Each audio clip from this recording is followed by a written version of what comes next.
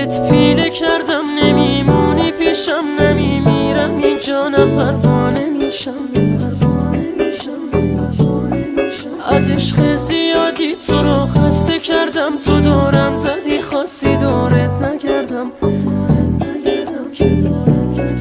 بازم شوری عشق و لبهای سردم، من این بازی و 100 دفعه دوره کردم. نه راهی نداره گمونم قراره یکی دیگه دستامو تنها بذاره. دیگه توی دنیا به چی اعتباره کسی که براش مردی دوست نداره. منو بغض و بارون سکوت خیابون دوباره شکستم، چه ساده چه آسون. به پاتم بسوزم تو شمعم نمیشی، تو هوای دنیای آدم نمیشی. غرورت گلومو به حق کشیده، آدم که قسم خورده شده نمیده.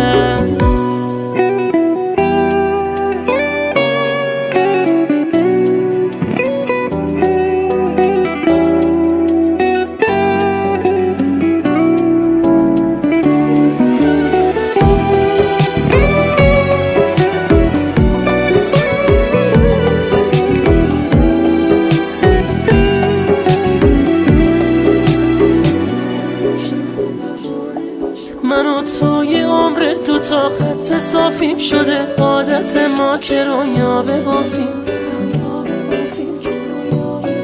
بشینیم و عشقو به بازی بگیریم، واسه زندگی کردنامون بمیریم.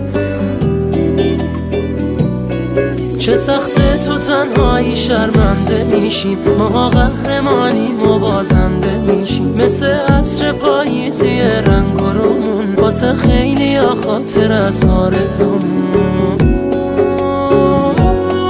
دیگه توی دنیا به چی اعتباره کسی که براش مردی دوست نداره. منو بغض و بارون سکوت خیابون دوباره شکستم، چه ساده چه آسون. به پاتم بسوزم تو شمعم نمیشی، تو هوای دنیای آدم نمیشی. غرورت گلومو به حق کشیده، آدم که قسم خورده شده نمیده.